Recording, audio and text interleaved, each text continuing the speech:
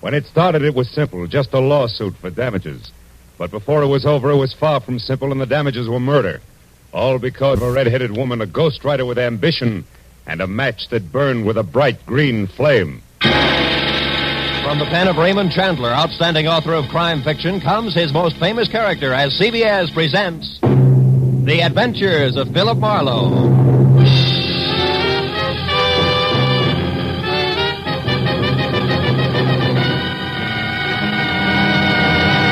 Now, with Gerald Moore starred as Philip Marlowe, we bring you tonight's exciting story, The Green Flame.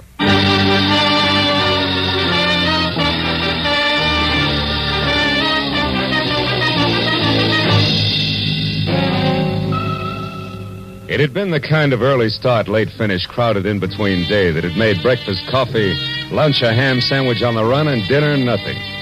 So by the time it finally ended, it was pushing 9 o'clock. And I was both a little tired and a lot hungry. All of which made the feast I could imagine spread out in front of me over an emerald green tablecloth something better than good enough to eat. Blue Point oysters on a half shell, a Caesar salad, veal scallopini topped with mushrooms the size of silver dollars. Oh, I was ready for it. Yes, well, the oysters once again became a blue ashtray. The scallopini a notebook. A green cloth underneath all. My desk blotter. Hello, Marlowe speaking. Dodie Whitmore, Marlowe. Ever hear of me? I have. I've also heard you own half a dozen screen magazines, a local radio station, and a daily published for the motion picture industry called the Hollywood Trades. Does that cover it? Not quite. Today I acquired something else. A libel suit for $100,000 that was just slapped against the trades by a has-been actor named Bradford Colby, which, Marlowe, is the reason I'm calling you. Oh? So drop whatever you're doing, boy, and get over here to the Whitmore building. Whitmore building? We're on El Centro near Gower, and closed. Tomorrow's Sunday, no addition. Figures. When the night watchman lets you in, turn left, keep walking till you get to an office numbered 116. You got that? Yeah, 116. But if you don't mind, Miss Whitmore, I'd like to do something. I'd like to eat first. Make it coffee and a ham sandwich at the outside and get over here fast. Coffee? Look, Miss Whitmore, I'm starving. Marlowe, how much do you get a day? 25 in expenses. Why? I'm willing to pay 125, and you keep track of the expenses. Now what do you say, boy? Boy says coffee and a ham sandwich will leave him stuffed. Goodbye, Miss Whitmore.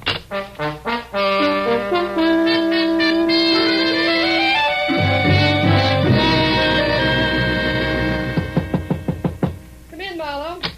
Sit down over here, and if you smoke cigars, don't. I can't stand them. Drink? No, thanks. Marlowe, our A1 gossip columnist, Stanley McGrath, had this to say in today's edition of The Trade. Mm-hmm. The sometimes actor Bradford Colby won't call it quits. When refused a part by an independent producer who's short on funds, Colby offered to hawk all and come up with $20,000 if the producer would change his mind. The producer wouldn't. End of quote. And beginning of noise from Colby, huh? Yes, a clamor that we can only silence by proving that McGrath, what he said, is true. Which shouldn't be impossible because Max was a thorough man and never heard of the word rumor. Wait a minute. What do you mean was a thorough man? He died of a stroke, Marlowe, at 5 this morning en route to the hospital, age 61. His column, as usual, arrived here yesterday afternoon in the mail. He always wrote from his home, which is a junk-filled cracker box up on North Brunton. And now you're being sued by Colby for damages, huh? The late Mr. McGrath isn't around to prove what he said is true. You catch. And being very unpopular with producers myself these past 30 years, Marlowe, I've no chance of any help from the one who actually turned Colby down for that part, whoever he is. All of which makes my job what? Precisely this. Find Mac's source of information. Come in, Larry. Larry North, Marlowe. My editor and anybody's Napoleon. Larry, meet Mr. Marlowe. How do you do? How do you... Dodie, I've just found out that old Mac's only legman, a queer duck named Leonard Phipps, left town sometime yesterday for San Diego. May or may not be back by now. Where's Marlowe going to start? Well, I At figured... old Mac's place. Larry and I have already checked there, Marlowe. 8312 North Bronson. Maybe you'll grab onto something that we overlooked. Here's the key. Thanks. Mac lived alone. Don't get wrapped up in his notes. They're gibberish. And remember, my lawyers are sure that we lose this case if we can't prove what Mac said was the truth. Well, yeah, Call as soon as you get a lead, and if I'm out, Larry will be in his office next door. And, Marlowe, don't waste any time. There's a lot at stake, boy.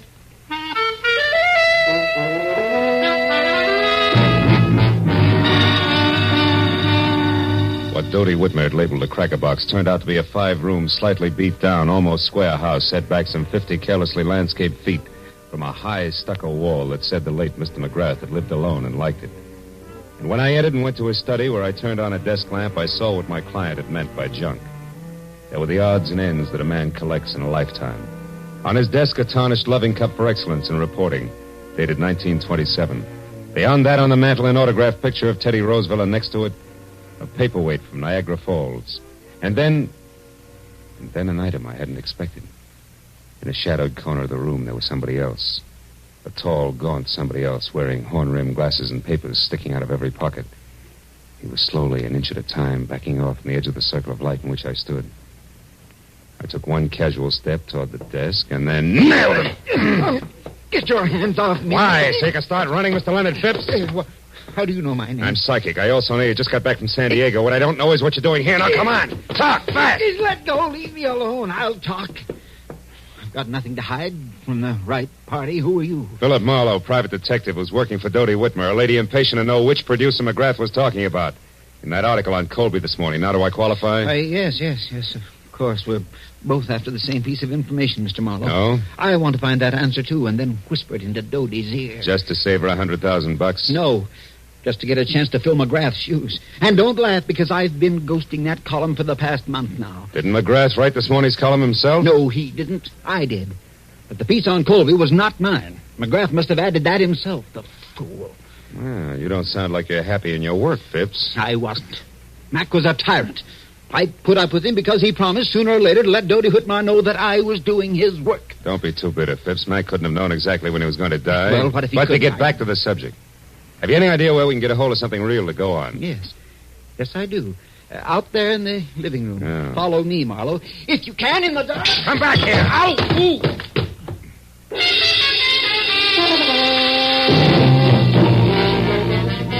By the time I got to my feet, Phipps was gone.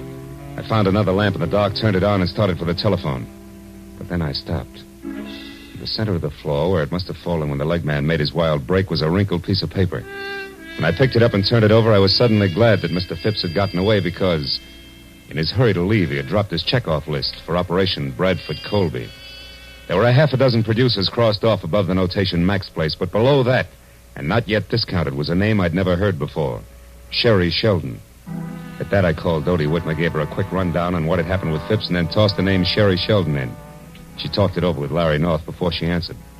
But when she did, I knew that finally we were all getting someplace. Marlowe, this is good. Larry tells me that Sherry Sheldon is the ex-Mrs. Bradford Colby. Oh? And better than that, a redhead with temperament to match. That kind'll talk. Mm-hmm. Any idea where this item lives? Yes, a bungalow on Cherimoya, 5800. 5800, huh? Larry says it's a quiet, dead-end street, but not to let that throw you. Because from what he's heard about the lady herself, she's very much alive. So play it smart, boy. You're probably in the big time now. Good luck.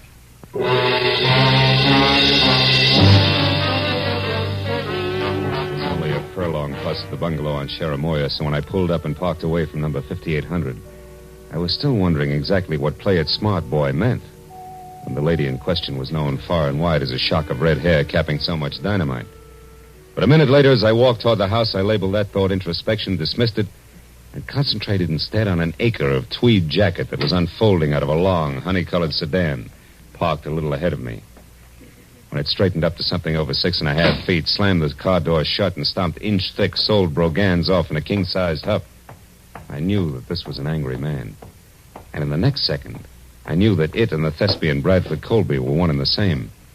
When Colby got to Sherry's doorbell and jabbed at it impatiently for attention, I ducked below a hedge nearby. When the door opened and then slammed shut again, I left the hedge in favor of an on-the-bias palm tree that bowed toward Milady's chamber, where I could both see and hear what had to be an exciting reunion. You said that you knew something that couldn't fail to intrigue me on this of all days. So now that I'm here, start intriguing, Sherry, darling. All right. How's this for a starter? I want, to the penny, exactly 1/2 of the money you're going to get from Dodie Whitmore. Oh, Sherry, how droll. Now, why in the name of the great American dollar do you think I'd give you so much as a sly glance at that delightful little fund? For 2 reasons. The first, I deserve it for putting up with both you and your abominable conceit for exactly 1 year. Still droll, darling. Go on, keep laughing, Mr. Colby. Keep laughing while I light my cigarette with one of these matches, these cute ones that burn with a green flame. Where did you get those? In a little known lodge out beyond Malibu called the Green Flame. Don't you remember, darling? I ran into you there one day last week when you were having lunch with a mysterious stranger whom you tried to keep me from seeing. You nasty little sneak, Sherry. When you were so engrossed in keeping yourself between me and your guest that you left this souvenir book of matches at the bar after you graciously lit my cigarette for me. And what of it? They give those matches out by the thousands. That they do, but, Brad, dear, they all don't have numbers penciled on the inside. Numbers? What numbers are you talking about? Now who's being droll? What are you getting at, Sherry? This. I had a call a minute before I got in touch with you from a delightful gentleman who's very interested in what I'm getting at. So here, take your stupid book of matches and get out. No. I don't need them anymore. No, wait, Sherry, now please. Brad, I am going to have exactly 1/2 of that easy money that's coming your way. And after the gentleman I mentioned and I get together, I may want more. So don't say anything you'll be sorry for later on. Oh, Just Sherry. get out now. And don't come back until I send for you. Dear Brad. It was the better part of a minute before Colby, the actor, quit running the gamut of theatrical expressions indexed onto hate, and Colby, the man, stopped biting down hard on his lower lip. Then, without another word, he slammed out of his apartment, ran to his car, and started off. I waited long enough for the steam in the room to condense, and then I walked to the front door and rang the bell delicately, the way I imagined a delightful gentleman like Mr. Leonard Phipps might. Yes? Can I help you? I think so, Miss Sheldon. It's only a matter of a simple question. Did you give that Brad Colby story to McGrath yesterday? Wait a minute. Who are you?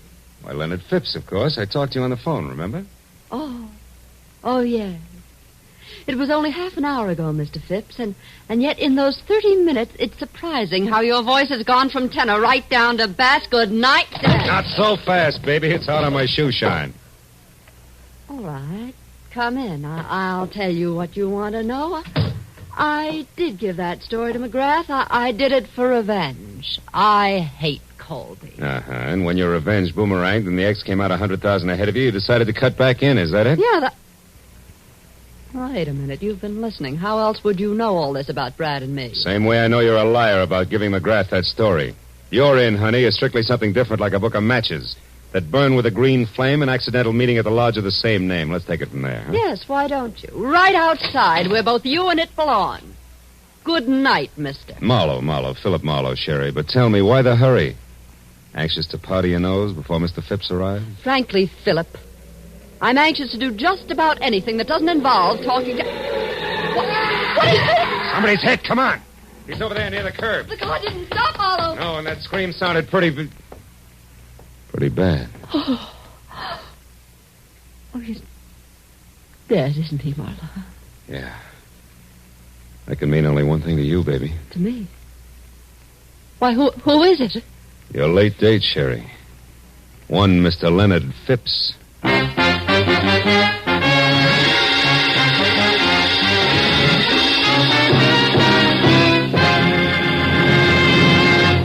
In just a moment, the second act of The Adventures of Philip Marlowe.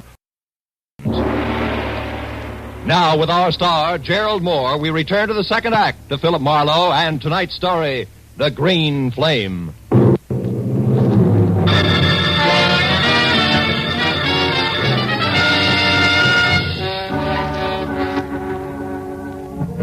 As the red-haired, sophisticated eyes stared down at what seconds ago had been Leonard Phipps, the sound of the powerful car that had slammed the life out of him whirred into silence far down the street. All that was left of Stanley McGrath's overambitious leg man was a twisted, broken scarecrow, sprawled over the curb and half up on the sidewalk. It wasn't pretty. And the sight of it cracked Sherry's self-assurance like a rock through a window pane. When she stopped pressing the knuckles of one hand against her mouth and looked at me, she was scared. Clear through. Marlowe, this horrible thing... It was an accident, wasn't it? Oh, sure. About as accidental as if they'd use a sledgehammer on him. Oh, yes. You only wish it was an accident because you're next in line and you know it. Remember, he was on his way to see you when this happened to him. I don't know what you mean. I mean, it's a high-priced game, baby, and they're playing for keeps. So you better level with me and fast. What's so important about those green matches? I don't know. You're a liar. You're going to wind up looking like Phipps here before the sun comes up. No, And tell me the truth, you little fool. Come on. I am, I swear.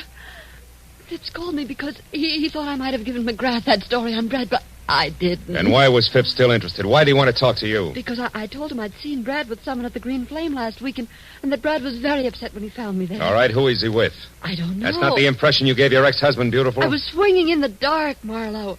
5 people left the Green Flame at the same time. I couldn't tell which one had been with Brad, but I'd know them if I saw them again, and Phipps thought that together we could figure out who it was. Go on. What about the numbers in that book of green matches? What were they? 811. 811? Yes. What does that fit, a hotel room? Well, I don't know that either. You mean it was just another swing in the dark? Yes, but it connected, Marlowe. It scared him when I mentioned it, so it must be important. Yeah? Take another look at Phipps, baby.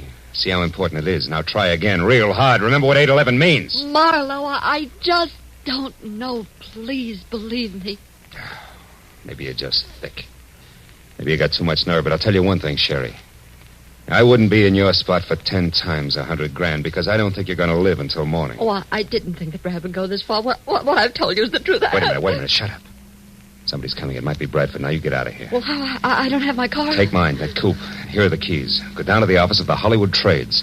He won't show his face around there. Find Larry North or Doty. Well, all right, but what about you? Go on, will you? Beat it. I stepped into the shadows of the trees that bordered the walk and waited. I heard Sherry slam the door on my car and burn $5 worth of rubber off my new fist tires getting away. A second later, the visitor I was expecting showed up, but it wasn't Brad Colby. It was Larry North. He ran 3 bustling steps out into the street and watched my coupe scoot out of sight. Then he spotted the corpse. His mouth fell open and he tiptoed slowly toward it like he was afraid he might wake it up. When I moved out into the light, he saw me and turned. Marlowe! Do you know about this? Who is it? It's Leonard Phipps. Phipps? McGrath's leg man? Yeah. Driver didn't so much as look back. What a stinking break. Phipps in a hit-and-run accident at a time like this. Look, you jump to your conclusions, North, and I'll jump to mine. Eh? What do you mean? Phipps knew something fishy about that item in McGrath's column. And Sherry Sheldon knew something fishy about Colby. So from where I stand, Colby couldn't afford to let them get together. No accident? That's a daring observation, Marlowe. For $100,000, I know plenty of guys who do a thing like this every day in the week. You can buy a lot of distance with that kind of money. Hey, you're right, of course. What exactly does the Sheldon girl know? Did you find out? Only partly. Bradford's mixed up with someone else on this deal. Sherry doesn't know who, but if we can get the other tie-in, she'll be able to identify that person on sight. Yeah. Well, did she have anything else? Number 811 in a book of matches. Mean anything? 811? No. Hey, come on, North. Quit staring at him. You're making yourself sick. Let's get out of here. Yes, all right. Well, I guess I'd better. Bradford Colby must be out of his mind. Maybe. I'll let you know. I'm going to drop in on him now before the cops do and check my theory over with him. Where does he live? Yeah, on Wilcox, a villa in the Midcliff Gardens. Marlowe, I'm going in and talk to Sherry. Maybe I can find out who Colby's working with. She's not here. I sent her down to the paper in my car to stay with you or Doty until things cool off. Yes, but Doty isn't there. She went out for some reason right after you called. There's no one there now but the night watchman. Oh, great. Now, look. Drop me off at Colby's place, and you get down there and find Sherry. She's worth $100,000 to Doty Whitmer, but only if she lives. Now, let's go. While the natty little Napoleon in elevator scurried off to fetch his car, I ran inside. Put a fast call through to the police and submitted the shortest report on record of a hit-and-run death. By the time I got back, North was waiting at the curb with the door open. I piled in beside him, and 10 minutes later we glided to a stealthy stop on Wilcox at the ivy-covered archway over the Midcliff Garden gate. Neat slices of amber light poured through a big Venetian blind on the window of a villa at the rear of the court, which North identified as Colby's. And in the same breath reminded me that the actor was a strapping 6'6" and a desperate man. He urged me to be careful, and I urged him to hurry, and as he left, I walked toward the big window and saw Bradford inside, slumped deep in the lap of a suede easy chair, doing a solo with a bottle of Paul Masson champagne, and looking about as desperate as a sleepy St. Bernard. I walked around to the front door, decided to try the shock treatment to blast him out of his blasé attitude. Yes, what do you want? Get inside. Go on, move. Take your hands off me. You might have gotten away with that pumped-up suit for damages, Colby, but you're not going to get away with murder. You killed Leonard Phipps, didn't you? What are you raving about? Who's Leonard Phipps and who are you? Name's Marlowe, and I'll tell you something, Colby. The only reason I'm not busy knocking your head off at this minute is because I want to hear the whole story right from the top. Now, first, who wrote that item in McGrath's column for you? Are you mad? McGrath wrote it himself, the venomous little creature. He and Doty Whitmer used that to damage my reputation, and now they're going to pay for it. Oh, stop it. You knocked your reputation into a cocked hat every time you step in front of a camera. Well, Your damage suits are phony, and you know it.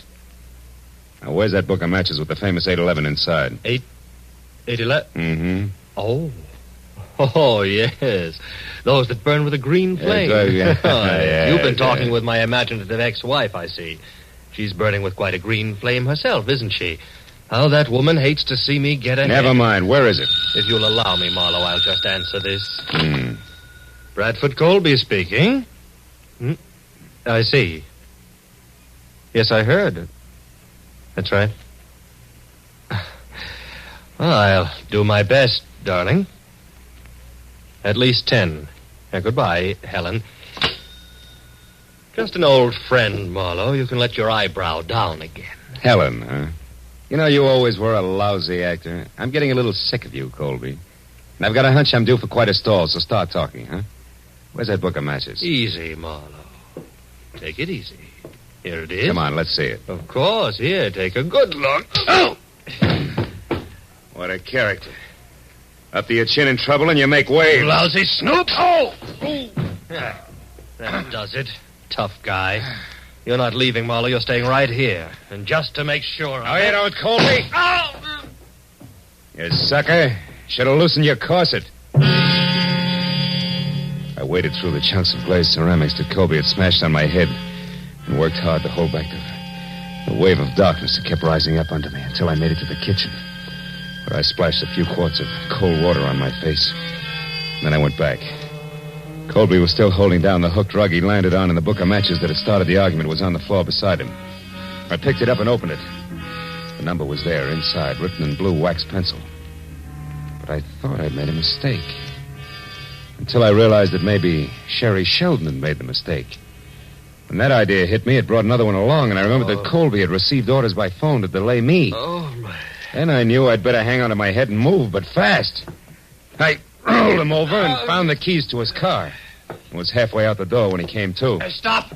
Come back. You can't leave here. It's my exit, not yours, ham-bone. Good night.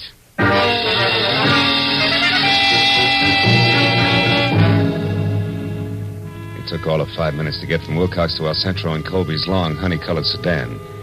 And on a hunch, I drove down the alley to the back door of the Whitmer building. The hunch paid off. Because I had stopped and turned on the parking lights when the door opened and I saw exactly what I'd expected. The watchman was on the floor out cold, and the little Napoleon in elevated shoes was staging a big exodus with his arms full of a very limp redhead named Sherry Sheldon. As soon as he saw the honey-colored car, he started talking. Brad, you idiot.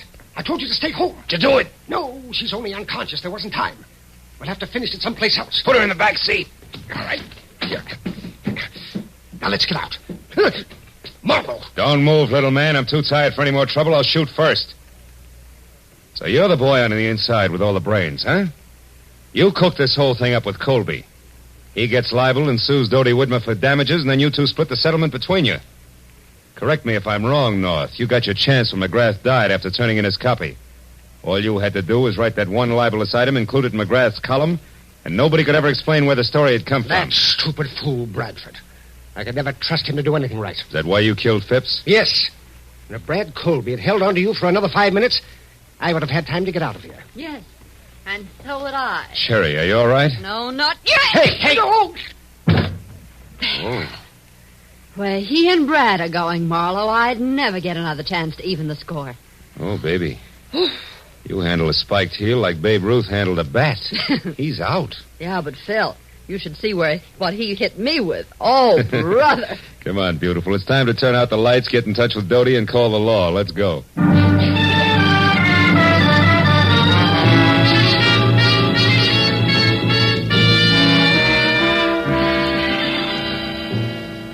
Well, let's go, Sergeant. Yes, Inspector. Thank you, Miss McMahon. Good night. Good night. Well, I'm glad those cops and the cigars are gone.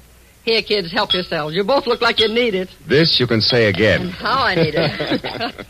Marlowe, you could have slid me through the hole in the lifesaver when you said my own editor, Larry North, was it. Yeah, it gave me a jolt, too, Dodie. Yeah, and me. The hard way. But, Phil, I am sorry about that mistake I made. I could have saved us some trouble. What mistake is this? Well, you see, honey, we knew that whoever was working with Colby had written down a number for him in a book of matches. Sherry here thought it was 811. But when I saw it, it was upside down from that, so it came out 118. 118? Mhm. Why, that's Larry's office number and phone extension. Check. Yours is 116, and his was right next door. I remembered. So 118 was it. That, coupled with the fact that it was written in blue pencil, which is standard equipment for all editors, gave me the tip. Honest now, Phil. Hmm? Did you figure that out, or was it luck? Well, it's a trade secret. Hey, you know something? I missed dinner tonight. You know I'm starving? Well, I know a wonderful place. Uh-huh. They have matches like this, Uh-huh. see? It burns with a green flame. Will you join us, Dodie? Yes, we would love to have you. You'd rather have whooping cough. Go on, you. Get out of here and good night. Good night, Dodie. Oh, and it will be from here on in. I guarantee it.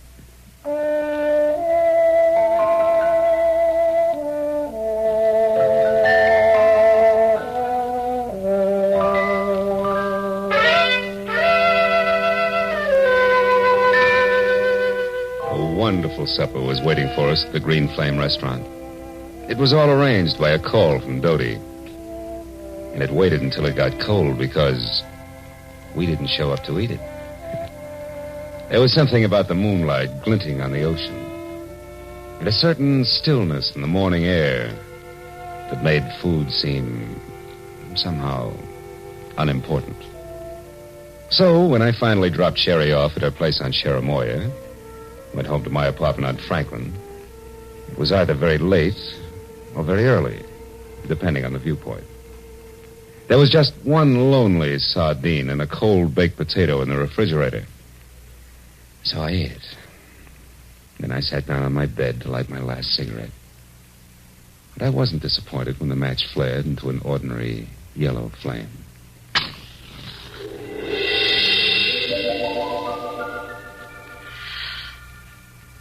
Good night, Phil.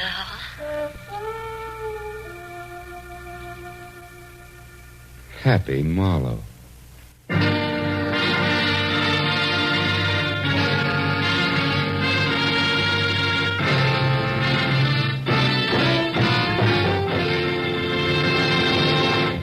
The Adventures of Philip Marlowe, created by Raymond Chandler, star Gerald Moore, and are produced and directed by Norman MacDonald. Script is by Mel Donnelly, Robert Mitchell, and Gene Levitt. Featured in the cast were Fay Baker, Larry Dobkin, Myra Marsh, Howard McNear, and Parley Bear. The special music is by Richard O'Runt. Be sure and be with us again next week.